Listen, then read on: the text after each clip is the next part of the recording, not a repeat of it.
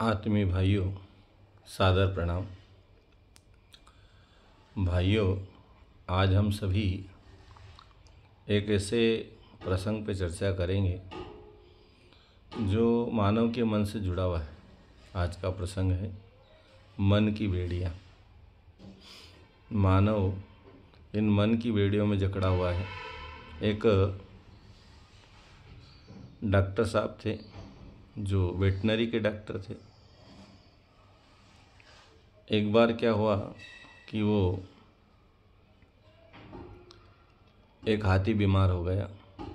महावत उनको बुलाने आए, साहब हाथी का इलाज करना है। तो डॉक्टर साहब अपने साथ में बेटे को ले जाते हैं। छोटा बेटा था, करीब 10-12 साल का रहा होगा। उसको ले गए साथ में। तो उस बेटे को साथ में ले गए। डॉक्टर साहब हाथी के पास गए, लेकिन उनका जो बेटा था वो दूर ही खड़ा रहा।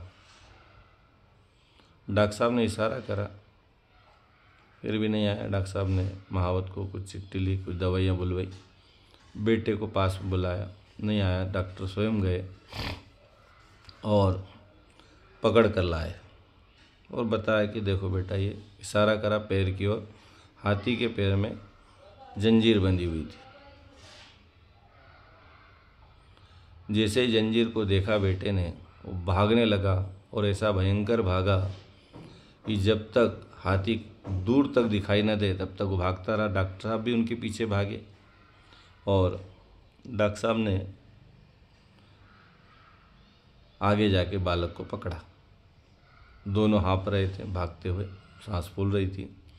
डॉक्टर साहब ने उस बालक को कहा कि बेटा, मैंने तेरे को बताया ना, हाथी के पैर में जंजीर बंधी हुई है, वो हमारा कुछ नहीं बिगाड़ पाएगा। तब बेटा कहता है, पिताजी, एक जरा सी जंजीर, पतली सी जंजीर इतने मोटे हाथी को कैसे कवर करेगी? वो उसको तोड़ा भी तो सकता है और हमारा नुकसान कर सकता है, हमको कुचल सकता है। तब डॉक्टर साहब ने अपने बेटे को पकड़ा और साथ ले गए और महावत के घर के पीछे हाथी का जो बच्चा था उसको दिखाया। अपने बेटे को बताया कि देखो बेटा, ये जो हाथी का बच्चा है ये जंजीर में बंधा है, और जंजीर भी उतनी ही मोटी है जितनी उसके बड़े हाथी को बंधी हुई है। और वो हाथी का बच्चा उस जंजीर से भागने की कोशिश कर रहा था, पर वो भाग नहीं पा रहा था, वो जंजीर है।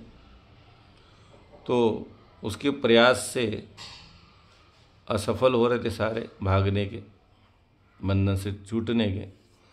तो पिता ने उस बालक को समझाया कि देखो बेटा, ये जो है ये बच्चा है, साकड़ में बंधा हुआ है, जंजीर में बंधा हुआ है, तो ये प्रयास कर रहा है लेकिन छूट नहीं पा रहा है।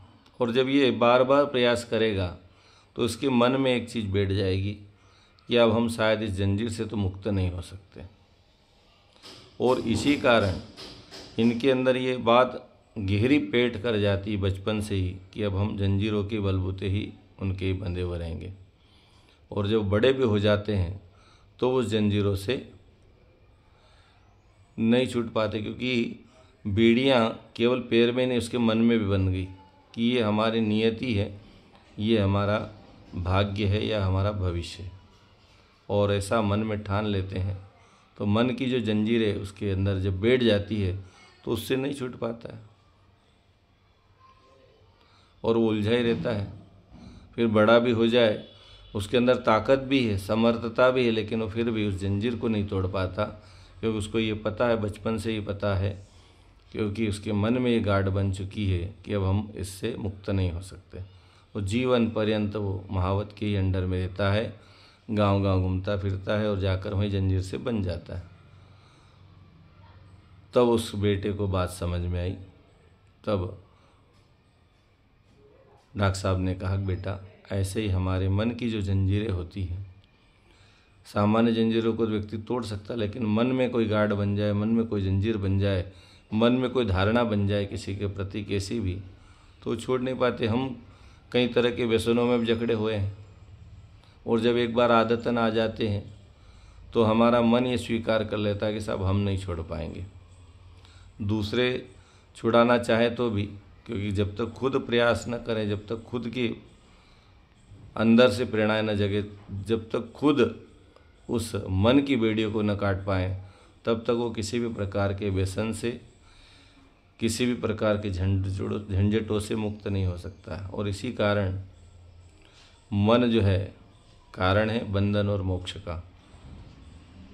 ऐसा हमारे शास्त्रों में आता भी है कि मन जो है कारण है बंधन और मुक्ति का, दोनों उसके पास है। मुक्त भी हो सकता है, बंधन में भी रह सकता है। तो प्रयास हम ये करें कि कोई भी संकल्प जगे तो मन से जगे, अंदर से जगे, हम ये कर सकते हैं। क्योंकि ईश्वर का जो अंश है, ईश्वर अंश जीव अविनाशी, हमारे अंदर जो आत्मा है वो तो परमात्मा का अंश है, लेकिन मन उस पर नियंत्रण करके बैठ गया है। मन जो है मुनीम था, मैनेजर था, लेकिन वो मालिक बन के बैठ गया, और इसलिए हमारे तन को ऐसा जकड़ रखा है कि हमें दुर्व्यसनों में, बुरे कार्यों में, बुरे कर्मों में धकेलता चला जा रहा है, और हम उससे मुक्त नहीं हो पाते। इसलिए हम सभी ये प्रयास करें कि मन की इन बेड़ियों को काटें, और सुंदर तन जो मिला है, सुर दुर्लभ तन जो मिला है, उस तन से प्रभु भक्ति करते हुए आत्मज्ञान, आत्मविकास, आत्मशोधन, आत्म परिशोधन करते हुए मानव जीवन का श्रेष्ठतम उपयोग करें। मनुष्य ज़िंदगी हमें जो मिली है बार बार मिलने वाली है नहीं, इसका जितना सदुपयोग कर पाएँ, लाभ ले पाएँ। जीवन में ज़रूरी नहीं कि हर इच्छाएं पूरी हो जाए, इच्छाओं का कोई अंत नहीं है, ये अनंत है। एक इच्छा पूरी हो भी गई तो दूसरी इच्छा खड़ी हो जाएगी, इसका कोई पारावार नहीं है। धरती पर रावण से बड़ा कोई ज्ञानी नहीं, रावण से बड़ा कोई धनवान नहीं था, रावण से बड़ा तपस्वी नहीं था उस समय के दौर में, जब सिर काट कर चढ़ा दिए हो 10 सिर। तो आज का व्यक्ति धन के लोभ में अनीतिपूर्वक कार्य करना चाहता है। धन मिल भी गया, चलो मिल गया कई लोगों को, तो धन वाले क्या तृप्त हैं? तृप्ति अंदर से होती है, सुख अंदर बैठा हुआ है। आदमी बाहर ढूंढ रहा है, बाहर खोज रहा है। बाहर के जो साधन है, संसाधन है, उस आपको सुविधाएं दे सकते हैं, गाड़ी बंगला सुविधाएं दे सकती है, लेकिन तृप्ति और शांति नहीं दे सकती है। इसलिए अपने आप को जगाएं, अपने आप को जागृत करें, अपने आप को, अपनी मनोभूमि को इस तरीके से तैयार करें कि हम इन मन की बेड़ियों से छूट जाएं और मानव जीवन का श्रेष्ठतम उपयोग करें, और आए हुए अवसर का, जो अलभ्य अवसर हमें मानव तन का रूप में मिला है, उसका हम श्रेष्ठतम सदुपयोग कर पाएँ, ताकि जब भगवान के सामने जाएं तो वहाँ पर हमारी गर्दन ऊंची हो, हम भगवान की आंखों से आंखें मिला पाएँ। जब व्यक्ति धरती पर इंसान से इंसान की आंखें नहीं मिला पा रहा है, उस परमपिता से कैसे आंखें मिलाएगा? ये सोचने का विषय है। और इसलिए हम इन मन की बंधनों को, मन की बेड़ियों को काटें और जीवन को शानदार तरीके से जीने का प्रयास करें।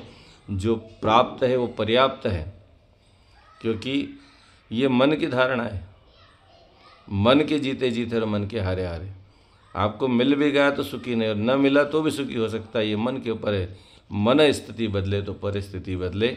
भाइयों बहनों, मन की बाधाओं से, मन की बेड़ियों से, मन की जंजीरों से, मन की जकड़नों से, मन की उलझनों से हम बाहर हो पाएँ, इन्हीं भावों के साथ। ओम शांति।